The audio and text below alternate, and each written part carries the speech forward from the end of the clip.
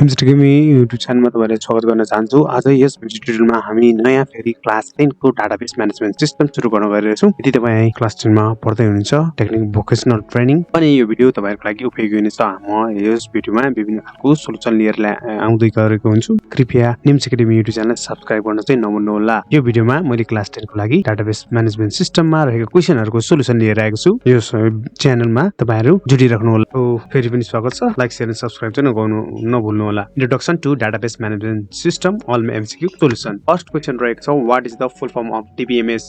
Data Binary Management System, Database Management System, Database Management Service, Data Backup Management System.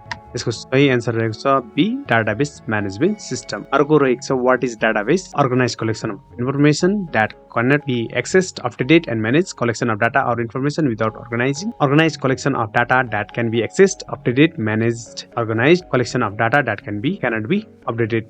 यसको सही answer रहेको छ Answer C, organized collection of data that can be accessed, updated and managed. Next question रहेछ, which type of data can be stored in the database? Image oriented data, text file containing data, data in the form of audio or video, all of the above. इसको answer रहेको छ answer number D, option number D, all of the above. Next one रहेको छ, which of the following is not an example of DBMS? कुन चाहिँ example होइन? MySQL, IBM DB2, Microsoft Access, D Google. यसको सही answer रहेको छ answer D, Google. Which of the following is not a feature of DBMS?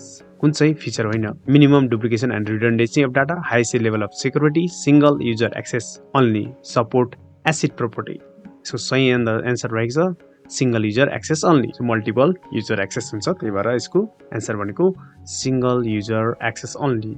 यो चाहिँ feature होइन। In general a file is basically a collection of all related के हुन्छ? Then columns, database, fields and records. यसको सही answer रहेको छ answer number D, records. 7 मा रहेको छ, how many types of DBMS architectures are there? 1, 2, 3 and 4. कति रहेको हुन्छ?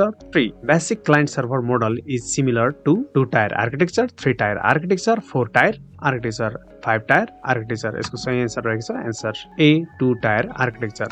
9 नम्बरमा छ, the term NTFS refers to which one of the following new technology file system? New table type of file system, new tree file system, both A and B. Answer रहेको छ answer ए, new technology file system. 10 नम्बरमा छ, ODBC stands for Object Database Connectivity, Oral Database Connectivity, Oracle Database Connectivity, Open Database Connectivity. सही answer रहेको छ answer D, Open Database Connectivity. Thanks for watching. MCQS YouTube च्यानललाई like share and subscribe गर्न नभुल्नु होला। अर्को भिडियोमा चाहिँ म क्वेशन एन्सर लिएर आउने नै छु।